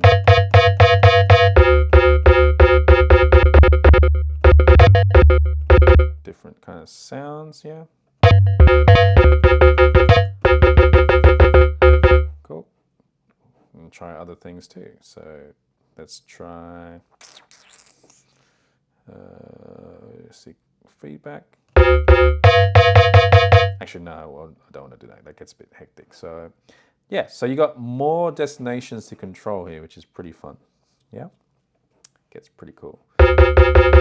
Where it gets kind of scary is you realize your pitch envelope can be sent to multiple destinations too. So see.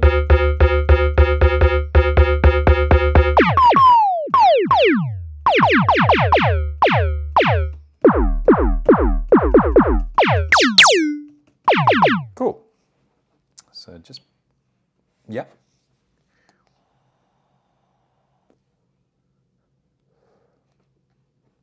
Destination A is purely A, B, C, D pitch, the pitch of these guys, A, B, C, D, and filter. Whereas this, you have specific volumes of that operator or oscillator. Crossfading, feedback, you get more destinations, which some of them are there. So filter frequency is the same as this, right? But you can designate other things like filter amount, even LFO and LFO, which is pretty wild.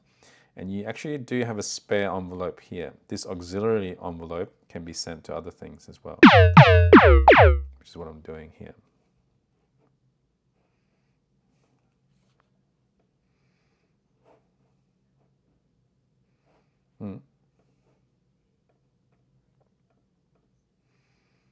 Yep. The pitch. So that's why it's on by default. Please be aware of that. It's always on by default because the design of that, the point of that is to give you vibrato. So if I use a small amount, I know I'm using a pitch thing, but see how it sounds, yeah?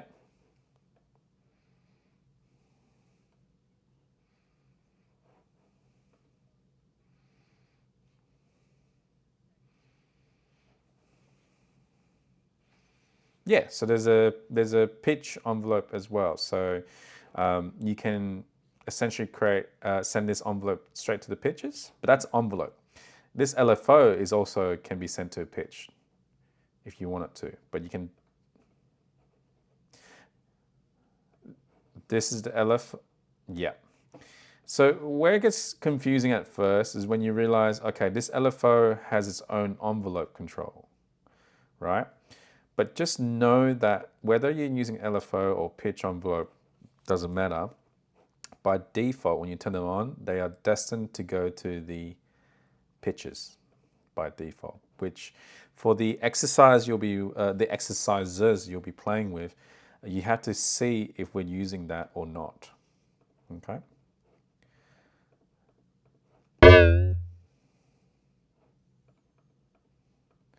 Yeah, this one.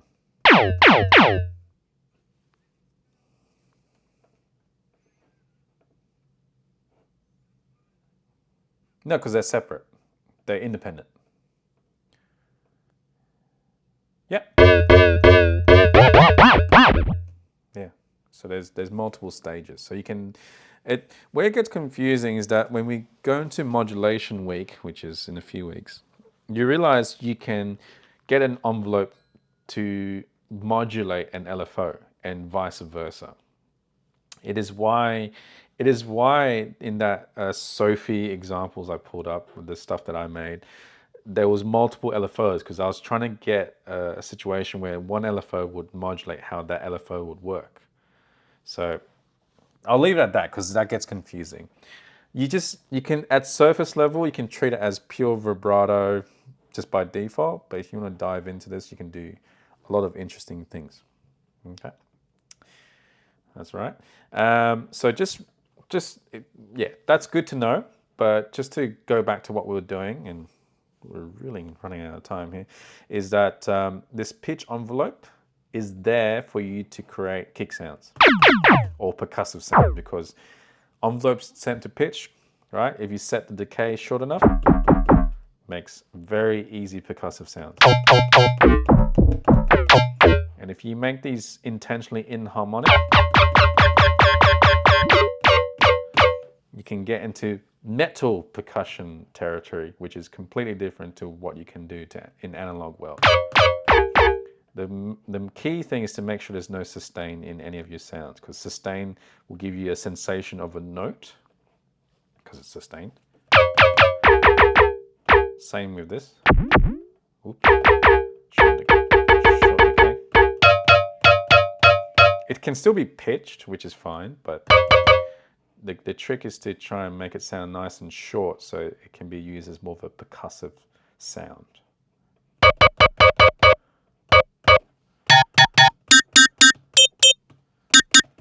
Cool. And when in doubt, just get whatever sound and just mess about with this.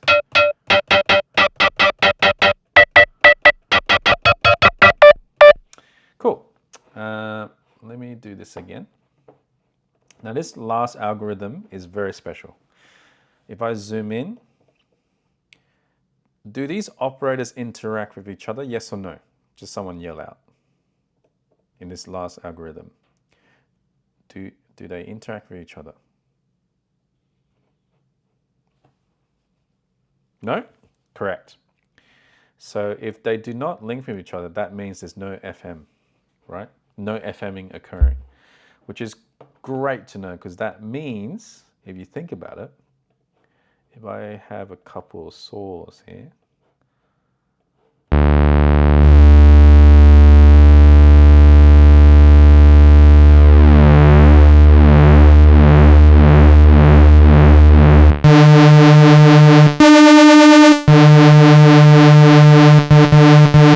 right? I can get into kind of analog territory.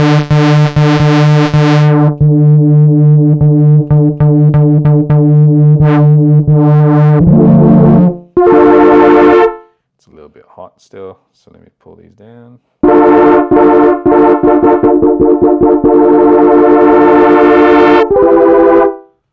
Still a little bit too hot. Obviously, it's not quite analog, but that's actually how analog works if you think about it, because when you turn up an oscillator and you add another one, you're just kind of blending them, you're mixing them, but you're not interacting with them. So this is how we make something sound, behave in that way. So if I get another saw and tell this guy to go detune some saws.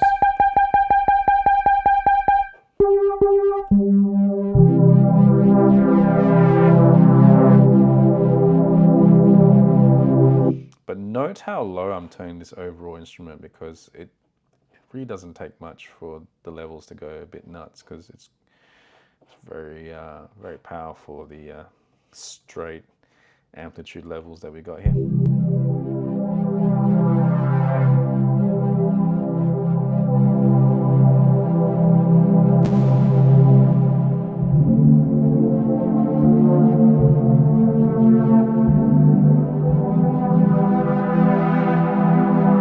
Nice, huh?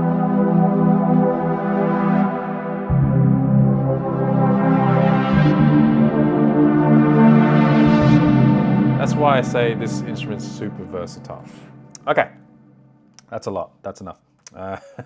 Let's, the very minimal time we have left, I want you to take a crack at these exercises. There's two. This one is very simple. Just, I can't actually demonstrate it. Oh, can I? Yeah, I can. I can. Basically, the first exercise, if I open another operator here, the first exercise, the sound you're trying to make is a classic FM piano.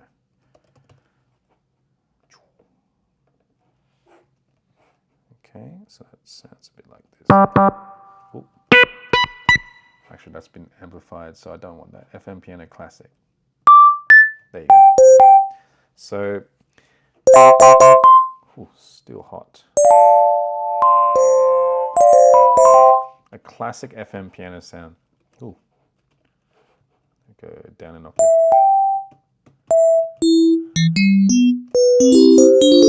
See how glassy that sounds? So I'd provide a MIDI file, and it's actually a very legendary Mario 64 level called Dire Dire Docks. If you know what I'm talking about, then you know how traumatic that is. One of the hardest level to play on a Mario Nintendo 64 console when you're 10 years old. Yeah, horrifying, but luckily you don't have to relive that level itself. You just the song, because it's got this very magical watery quality to it once you set it up right. Go through the steps. Make sure you take note that the instrument is in milliseconds, but sometimes you need a long decay here. So that says 7 seconds, because the temptation is to type in 7.16. If you do, you'll get 7.16 milliseconds. So just make sure you see what's seconds and what's not. So I start from the bottom, which is A here. Start with A, then go to B, which is here, C, D. Then we flick around and go to the LFO. Note this, these are off. And because we're making a very classic FM sound, we do not need the filter. We want some spread though. And that will complete that exercise. The exercise 2, we're making more contemporary sounds, so stuff in more recent history. So the wobble wub bass lines from UK bass genres, and the donk bass from UK hard house and Russian hard bass. At least here I can actually demonstrate what that sounds like, or should sound like. Let me just show you real quickly. The bass, the wobble bass is this one. It's a subtle wobble. It's not going to be too wobble thing, but you can if you want to. And the donk sound is this. Yeah, a classic. It's a little bit cooked, but that's all right. Very classic dance sound. I still hear this sound used in recent house tracks. It's pretty funny. But go through the steps on that one, and you should get this overall remake of a Skrillex track. Too high, too high, too high, too high, too high, too high, too high, too high, too high. I'm way too high, too high, too high, too high, too high, too high, too high. I'm way too high, too high, too high. And what's great about this exercise, I did make a note of this. Once you set this up and get this sounding the way it should, the great thing is you realize how great FM sounds if you just tweak these values a bit. So let's check this bass line again.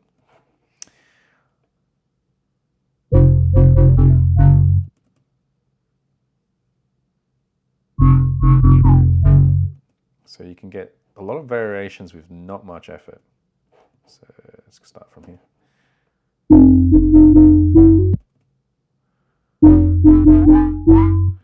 So you imagine you can just automate this throughout a track and get a whole bunch of different bassline variations from literally just turning this tuning up, which is pretty crazy.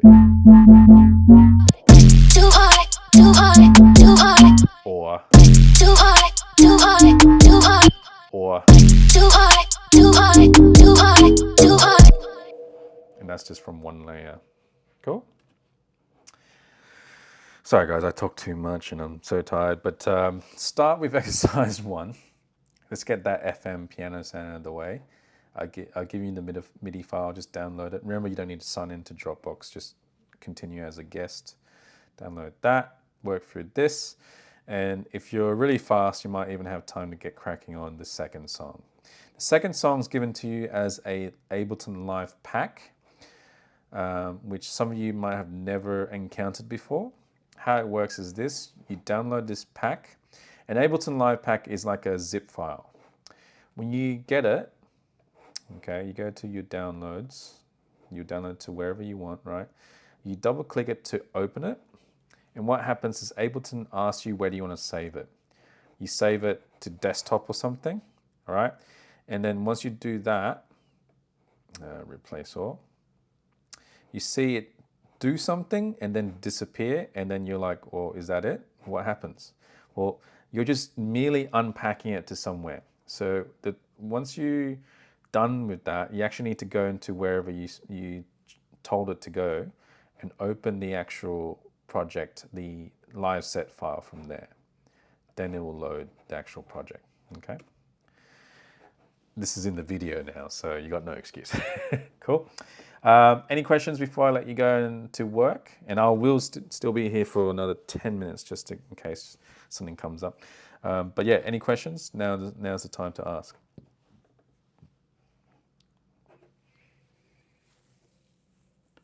Oh yeah, that's good. Sophie's amazing.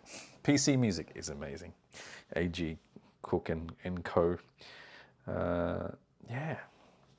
It is crazy. Seven years now, but still sounds fresh. That's how amazing Sophie is. But yeah, any questions? Type or chime in, talk. Your mics are enabled, so just unmute yourself if you want to just yell it out. But yeah, don't be shy. Yeah, they have. Yeah, they're cooking up some hectic stuff. Love it. Norris Mark, all good. But yeah, have a crack, and I'll still be on. If you need to go, then go. But if you just want to get cracking on it, and then if you see anything, I'll be here to help for the next 8 minutes now. Yeah. All good. If you're going to go away and work on it later, just remember, if you find anything weird or you get stuck somewhere or it's not sounding like what it should be, and this is how you check, you just highlight the song name that I put in the notes and just chuck into Google or Spotify, it will come up. That's how you can check as a reference, yeah. Yep, revise the video, of course. I'll stop recording soon and then I'll upload it tomorrow-ish because our internet's horrible. Norris, Leo, all good? Yes, please. For those who well, first of all, you do need, because a lot of you will be doing the sample pack yourself. I'm pretty sure everyone's doing the sample pack themselves. Just remember, you got until week 14. So maybe a good idea to get your at least show me your 2 or more sounds in a couple of weeks, I'd say, and then get some revisions happening and the documents done well before week 14, ideally. That'll make your life a lot easier. Yeah, all good.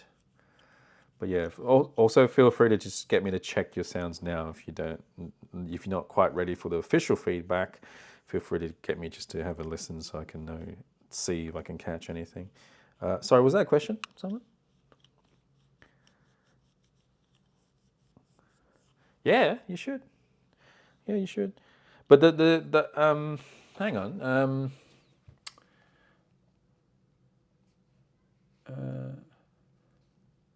No, it's the same exercise of what we're doing for add dip. Yeah. Just because add dip, this is just for Pete here. Add dip uses the same content. It's just that there are some areas I go further, and there's some places that we go that's not mentioned diploma at all. But it's because everyone at AddDip missed out on the new content that I made for Dip. So, because when everyone was doing sound design in your stages, in the earlier stages, that was old content which I didn't agree with. So now you actually learn what FM is, what wavetable is, and yada yada. So that's why there's this crossover between your 2 classes, Pete. But yeah, it's the same exercise that we talked about in classes before. Yeah. No, because Ryan's back. I was only helping Ryan out, so which is good because you get two perspectives on mixing stuff. So yeah, but I was only helping out. I wasn't like a co-teacher or anything. Yeah, too technical sometimes. Well, I'm glad you thought that was cool. But look, yeah, if there's like a general mix question, don't be afraid to shoot through a message. Okay. All right. All right. No worries. See you Friday. Bye bye. Anyone else with questions, or do you want me to check anything? I'll be here for another 5-ish minutes. See you, Leo. See you, Nick. Bye bye.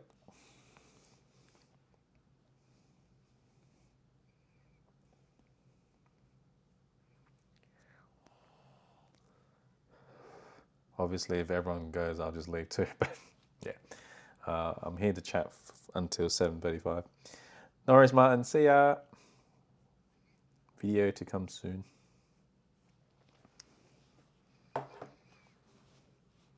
Jim, how you going, man?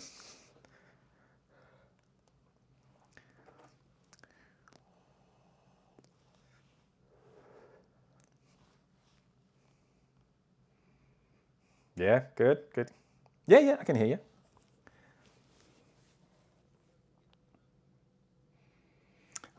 Yeah, of course. It is what it is. Yeah. Have you at least found where the videos are? I mean, there's a lot to look at, I guess, in one fell swoop, but yeah.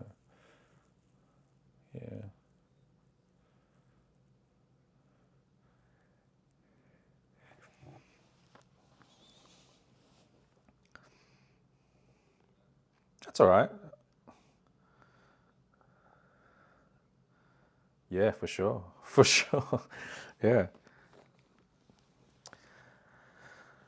Nah, no time off, just more work. Because at Ultimo, there's a room I'm building that's full of hardware synths and drum machines and whatnot. So I was spending that time. Yeah, I was spending that time to kind of build a really cool kind of man cave, nerd cave. So yeah, it's going to be awesome. So if you're ever around town, like I don't know where you're at, but if you're somehow around Ultimo, let us know. You can just swing by and have a look. Yeah. Oh, it's a bit far. Right. Same. Yeah.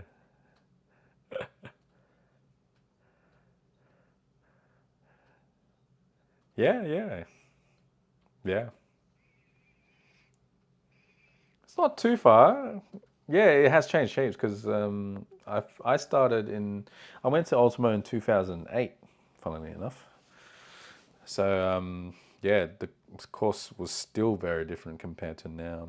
A lot has happened. Yeah. No, I was studying, but the hilarious thing, I was asked to teach even shortly, even a year into it. Like people were saying, like I could do it, but I was like, nah, nah. Funny how it comes around. Yeah, yeah, yeah. It's better to actually spend those years working and making stuff and working with clients, and then just realizing, wow, actually, there's a lot I don't know. And nowadays, I would say the basics are better covered, so it's easier to teach people that. But also give a perspective coming from someone who's also trying to, make tracks and get stuff out there as well. So yeah, I think it makes for better learning environment that way. Yeah,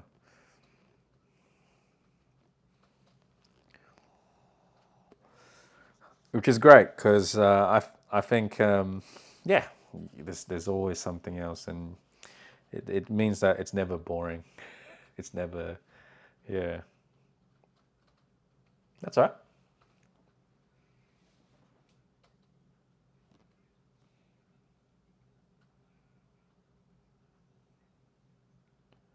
Oh, Dext. Yeah, this one. Yeah, that's the one. Yeah.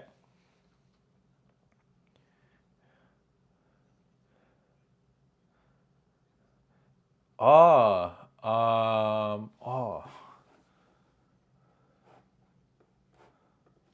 I've heard of that. Yeah. Yeah, it's a plugin for any door really. But it is quite hard to use because you got more operators as well and quite deep modulation. So I find operator just as powerful. It's just not as convoluted, and you get quicker results. Yeah, yeah, you get that with Ableton. So which version of Ableton do you have again? Awesome. Is it Suite? Ableton Suite? Yep. Yeah, you got it. You got operator. Yeah. Yeah, it lives in instruments. Actually, I forgot to tell everyone that, but yeah, it lives in instruments there. Yeah, that's all right. That's okay. Yeah, that's okay. Yeah, have a dabble with operator, and may I make a suggestion for you? Ableton. The maker of Operator recently celebrated 20 years of Operator. So what he did was he gave away 100 free presets to kind of demonstrate how it sounds. So you can download that pack and you install it, and basically it just adds even more presets to Operator, and some of them are ridiculous. So actually, while you're here, you can hear this yourself. Quickly play you some, and if you're just kind of curious, it's just kind of cool to listen to and play around with, but B, you can kind of dive into it and go, okay, how did he get that sound? You know what I'm saying? So Ableton Operator, oops, where is it? It'd be under packs now because I already installed it. Operator 20. Look, check this out. You get all these presets. Some of them are already kick drums. Yeah.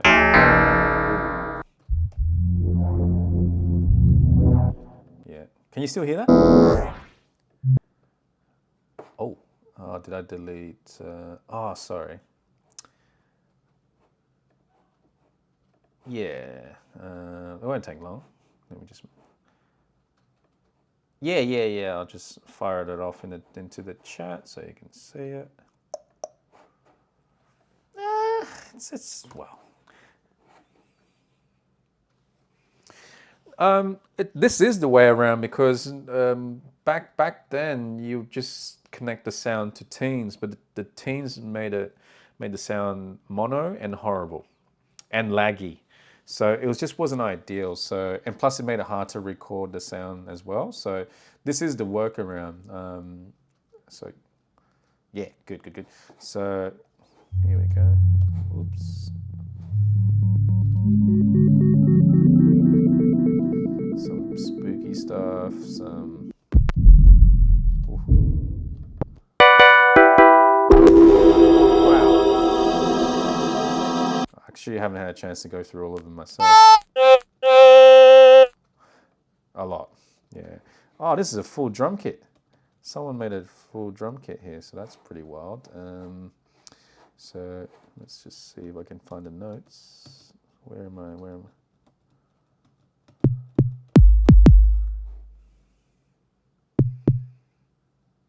Yeah.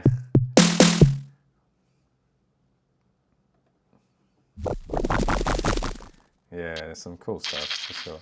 It's just that, ooh, yeah, it operated. Yeah, it's not authentic. It can't make real strings or anything like that. But its whole ethos back in the '60s, it was like FM was designed to try and replicate the quirks of real life sound. So analog analog subtractive synths cannot do that. It's just simply impossible. FM synths can kind of get into that. It's just a very impressive synth technique. Yeah. Anyway. Well, Kontakt is a sampler, isn't it?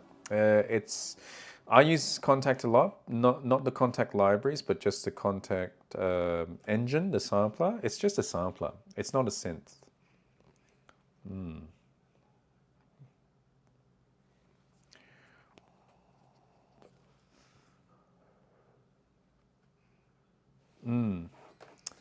Well, I'll show you something because I do use it.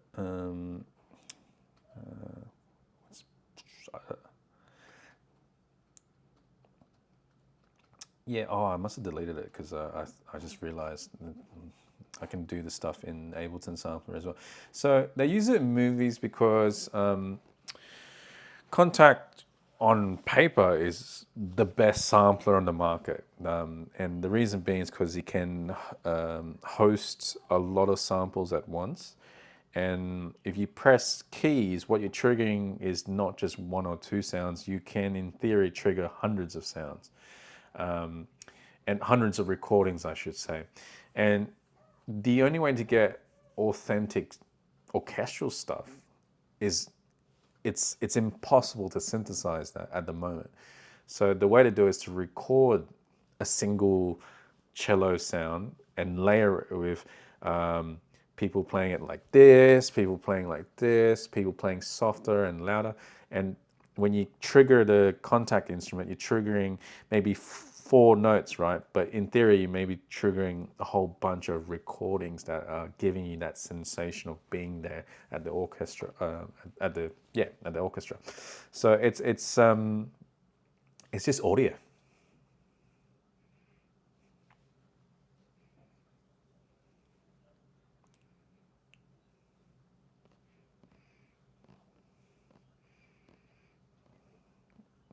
Yeah, it's Kontakt. But you can also, because you have Ableton Suite, I don't know if you've already done this, even though it's not as good, you can still get close or something pretty authentic by downloading the packs here. I don't know if you downloaded all of these. See, the Brass Quartet samples from Spitfire Audio, anything that says, yeah. yeah, just go into packs. Just make sure you downloaded them, and once you downloaded them, they will show up here. Then you go into instruments, you load the preset. So here's a somewhat legitimate upright piano. Right? But the cool thing is, if you now you're a bit more aware of how sampling works, what's triggering it is not Kontakt, obviously, but it is triggered by Ableton's full-on sampler. And look at the amount of layers is in that. These are each audio recordings. So that's why it sounds decent. Yeah. Yeah, it's pretty cool.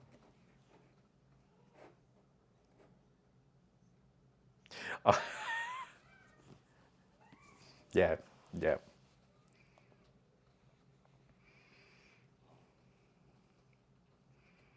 It's getting better, but it's getting better with a new technique of synthesis that's coming out now called physical modeling. But that's something we do talk about in a few weeks. But it's yeah, exactly. The only way to get okay brass sounds is still audio. So that's why there are decent sampled bass instruments for brass, but still just it's missing a lot of magic, as you know, as you know full well. I'm sure it's just there's something about sampled brass that just makes things sound very cheesy and cheap. There's so much, yeah, it's just so many nuances, but it makes sense if you think about it because there's millions of ways to shape your mouth and get air pressure. Well, most of these samples, even though they're huge libraries, some of them are only one type of breath, one method, or maybe two or three max. Well, obviously that makes things sound robotic and not organic straight away. So that's why it sounds flat and yucky. It's hard to replicate the humanness of us playing expressive instruments like that. Same with strings are good because you can kind of replicate the movement of vibrato and tremolo, but even then, you kind of need to hide it or really program it to make it sound somewhat authentic. So yeah, it's tricky, but yeah, we're good. We're good. We're doing better.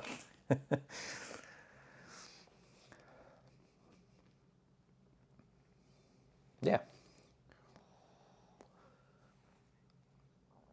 No worries, Jim. I'll see you next week, yeah? All right, mate. I'll leave you to it. No worries. See ya. Bye.